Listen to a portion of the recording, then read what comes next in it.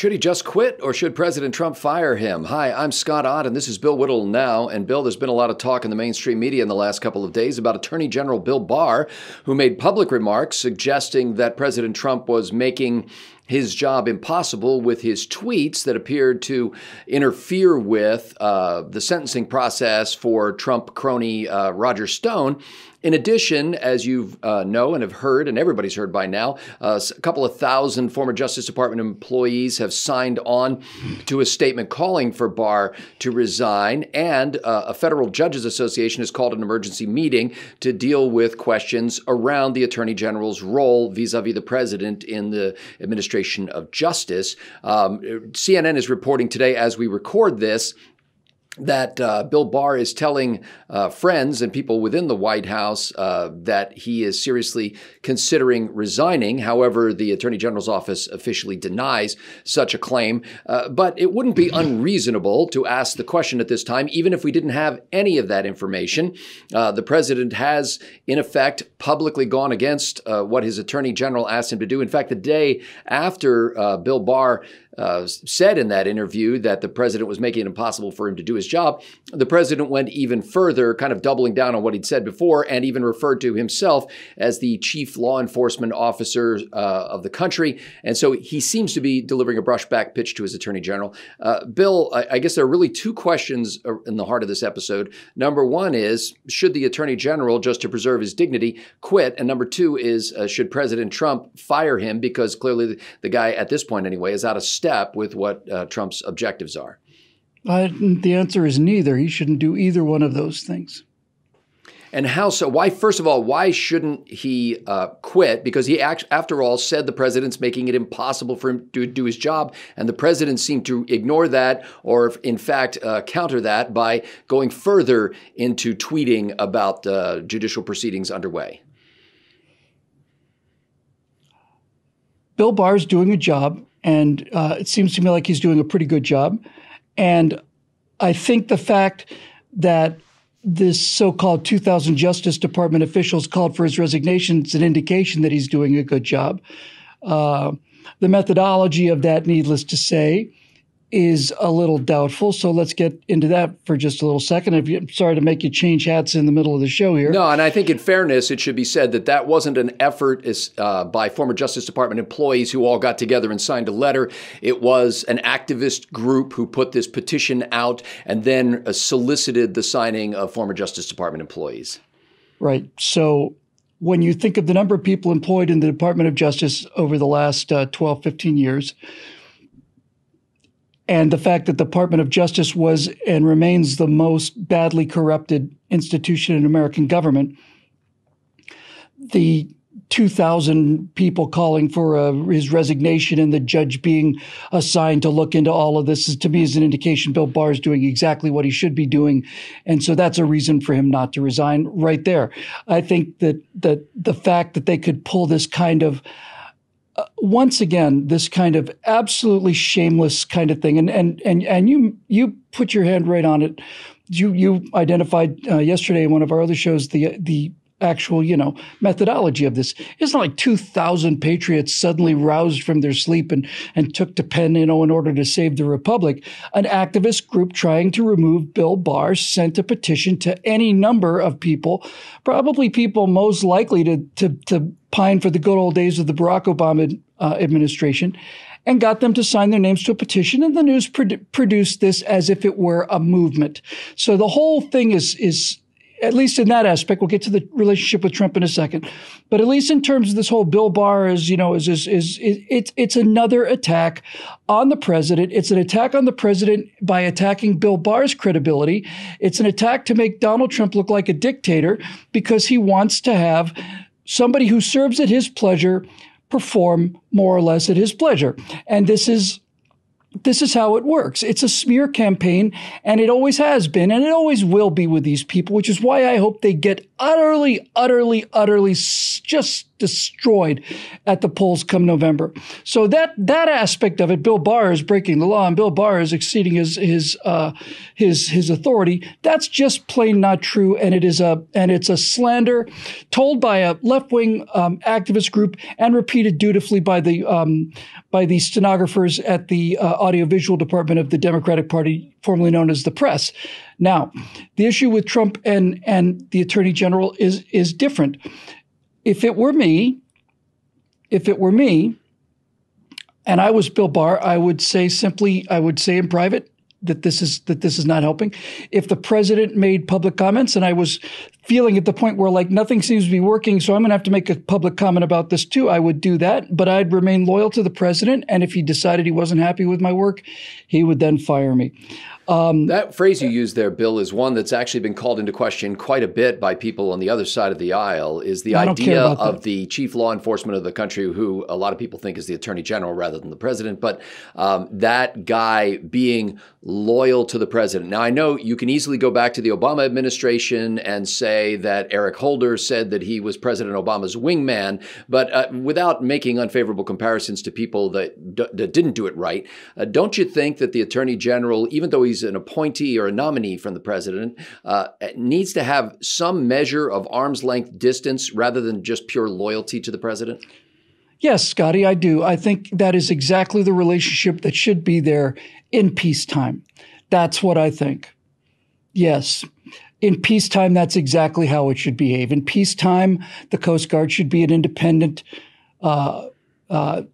service, independent of the Navy. In peacetime, any number of things should be and function much better when they are left as they're supposed to be. But this isn't peacetime. This is full-on war on the part of the progressives who will not accept the fact that they lost this election, or to determine everything they can to make sure that the next one doesn't happen. But most importantly, the single thing that drives all of this stuff, drives Biden's campaign, it drives the accusations of the Ukraine collusion that led to the articles of impeachment. It drives the Russian probe. It drives all of it. All of it is these people covering their own tracks by trying to preemptively attack either the president, his attorney general, or anyone else in that matter, by accusing Trump or Barr or anyone else of the kind of crimes that they have committed in order to make the subsequent investigation look like it's a petty sense of a witch hunt. And it is an effective tactic used by gutless, miserable, honorless cowards who are doing everything they can to destroy this country to protect their own rear ends. And in a situation like this, I am beyond the niceties about this. I'm utterly beyond niceties when it comes to this kind of thing. I know who we're fighting and I know how they behave. And if they were honorable people, they would be treated honorably, but they're not. So I don't. So they have to be dealt with in wartime situations, because that's what it is. It's a war for the soul of this country, and the Justice Department has been the absolute spindle upon which all of this corruption and destruction turned. So I'm not really particularly interested in this one in terms of the civility of it or the niceness of it or the optics of it or anything else. If this guy is loyal to President Trump and Trump is willing to take on these people, then he's my guy. And as we discussed in an earlier version of this show, my sincere hope is that the wartime measures necessary to win this fight, to preserve this country, will then, as they always have in the past, once that battle is over, will return to their normal civilian peacetime methods of operation, and not until then. And I don't expect anything less than this now. And I think it's naive if you do. I also think, Bill, that you've just declared a doctrine of perpetual war, because I cannot imagine the progressives, for example, or the Democrats for that matter, sitting back and saying, you know what, you were right, President Trump, we were misbehaving ourselves, we acted in a nefarious manner, we acted corruptly, and we deeply apologize for this, we capitulate, we surrender. What you've just described, Bill, is a perpetual state, and with militaristic language, of political warfare in this country that will never end. I did not start the political warfare, and the conservatives did not start the political warfare in this country. I didn't say you started it. I said you just described one that will never end. I'm telling you, if we didn't start it, then somebody else did. And if somebody else started it, then somebody has to finish it. And there's two ways to finish a war. You can either win it or you can lose it. Those are pretty much it. You can win it, lose it, or you could call an armistice, kick the can down the road for another 2 decades or so, and then you're still stuck with the same problem. This whole thing, a good example of this in terms of whether or not this is about Donald Trump is Harry Reid and Harry Reid using the nuclear option to get a vote he needed, or it's Nancy Pelosi at the Democratic Party convention, basically overriding the people who didn't want Barack Obama to be president with a simple the ayes have it, or it's Nancy Pelosi saying that this is deemed to pass on the most single piece of destructive legislature in the history of the country. So what you're saying is, Bill, because you're determined to continue fighting this enemy that's trying to destroy the country, you are calling for a state of perpetual war. I'm calling for a state of perpetual defense. I'm calling for a state of perpetual defense of the republic, small r republic, Republican principles and the constitutional principles that have kept this people free for 250 years and going. And I am not willing to simply abide by this. Gee, you seem like you're filled with rage and hate and anger. Are you going to want to fight the whole time? They're never going to surrender. Well, if they're never going to surrender, then I'm never going to surrender. Scott, it's a fight to the finish. It is a fight to the finish. And everybody knows it. It is a fight to preserve either individualism or collectivism. That's it. That's all you need to know. It's just that simple. Do you want to live in a society where the individual is paramount and protected, or do you want to live in a society where the state is above all and the state is all that matters and the power to the state is all that matters, and it doesn't matter how you get that power? So until these people are defeated so mercilessly at the polls, and I come back to this again because I know that one of the prime weapons in the hands of these honorless, disgraceful people is taking things out of context. So let me be crystal clear about this. When I say these people need to be utterly defeated, annihilated, that their philosophy needs to be wiped out from the entire surface of the United States of America, I am talking about a political idea. I mean no harm to anybody, and I do not mean to incite any violence against people, but it's not up to me. People make their own decisions. So I am saying these people have been at war with America for 50 years. And all of a sudden, after 45 of them, we have decided to fight them back on their own terms, which is why they're losing their mind. And they're losing their minds because they're losing the battle. And they're losing the battle because we finally found somebody who is willing to fight these people on their own terms. And that's why they are so filled with hatred for Donald Trump, because he's effective against them. And I am at the point now where there are many things that I don't like. There are many things that I find distasteful about the whole situation. But there's an awful lot about war that I find distasteful too. There's a lot about bombing cities that I don't like. There's a lot about sinking transports that I don't like. There's a lot about all of it that I don't like. I don't like any of it at all.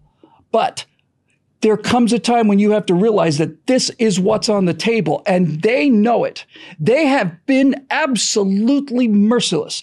The Reid option, because he needed a little vote, the whole thing I mentioned before. And on top of that, you can add the character assassination of Brett Kavanaugh. You can add this ridiculous impeachment thing. You can add the destruction of impeachment as a means of removing the president and reducing it to another round of it's a do-over. It's a recount. They've done all of this damage, all of it, and they continue to do it. And I'm not going to sit still and take it anymore. And Donald Trump seems to be not willing to take it anymore either. And Bill Barr looks to me like he's not willing to take it anymore either.